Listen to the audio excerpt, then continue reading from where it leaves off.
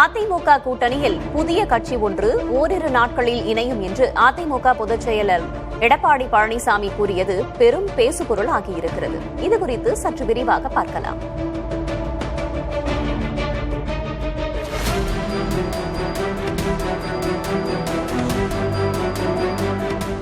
மத்திய உள்துறை அமைச்சர் அமித்ஷா தமிழ்நாடு வந்து சென்றதிலிருந்தே அதிமுக தலைமையிலான தேசிய ஜனநாயக கூட்டணியை வலுப்படுத்தும் பணிகள் வேகமெடுக்க தொடங்கிவிட்டன. அடுத்த ஓரிரு நாளில் அதிமுக பொதுச் செயலர் எடப்பாடி கே பழனிசாமியை சந்தித்து தேசிய ஜனநாயக கூட்டணியில் பாமகவை இணைத்தார் அக்கட்சியின் தலைவர் அன்புமணி.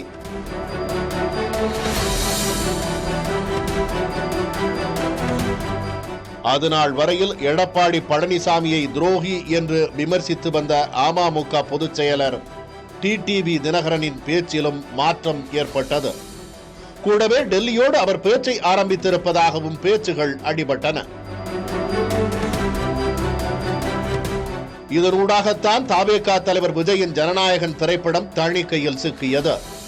தவிர கரூர் பரப்புரை கூட்டத்தின் போது ஏற்பட்ட கூட்ட நெரிசலில் சிக்கி அப்பாவி பொதுமக்கள் 41 பேர் உயிரிழந்த விவகாரம் தொடர்பான சிபிஐ விசாரணைக்காக டெல்லி சிபிஐ அலுவலகத்தில் நேரில் ஆஜராக அழைக்கப்பட்டார் விஜய்.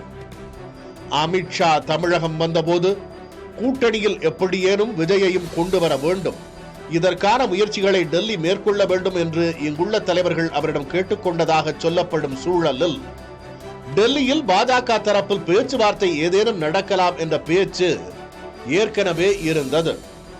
இத்தகைய சூழலில்தான் அதிமுக கூட்டணிக்கு ஓரிரு நாளில் புதிய கட்சி வரும் என்று வேட்பாளர் நேர்காணலின் போது எடப்பாடி கே பழனிசாமி கூறியது கேஷியங்களை கிளப்பி உள்ளது.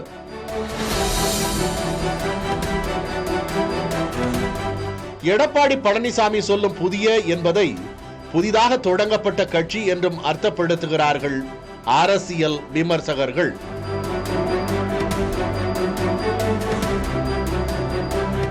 திமுக பத்திரிகையான முரசொலி சரியாக இதே நாளில் விசாரணை அமைப்புகளை காட்டி மிரட்டி சில கட்சிகளையும் அதன் தலைவர்களையும் கூட்டணியில் சேர்க்க அமித்ஷா முயற்சித்து வருகிறார் என்று குற்றம் சாட்டி ஒரு செய்தியை பிரசுரித்துள்ளதோடு விஜயின் டெல்லி பயணமும் எடப்பாடி பழனிசாமியின் பேச்சும் இணைத்து பேசப்படுகிறது.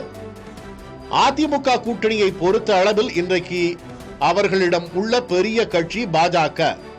அடுத்த நிலையில் உள்ள பாமகவின் வருகையை பற்றியே கூட பழனிசாமி முன்னறிவிக்கவில்லை. கூட்டணியில் இணைந்த பிறகுதான் அறிவித்தார். அப்படி இருக்கும் போது சிறிய கட்சிகளுக்கு அவர் முன்னறிவிக்க தேவையே இல்லை. ஆக தவேகா தொடர்பாகத்தான் அவர் கூறுகிறார் என்று பேச்சுகள் அடிபடுகின்றன. பாஜகவை கொள்கை எதிரி என்று அறிவித்துள்ளதோடு விஜயை முதல்வர் முகமாக ஏற்றுக்கொள்வாரோடுதான் கூட்டணி என்றும் தவேகா அறிவித்துள்ளதால் அதிமுக பாஜக கூட்டணியில் அக்கட்சி இடம்பெறும் வாய்ப்பு கிட்டத்தட்ட இல்லை என்று மீண்டும் மீண்டும் தவேகாவினர் வலியுறுத்தி வந்தாலும் அரசியலில் எதுவும் நடக்கலாம் எனும் யதார்த்தமும் எதிரிக்கு எதிரி நண்பன் எனும் வியூகமும் இப்படியான கேசியங்களுக்கு உயிர் கொடுத்தபடிதான் உள்ளன.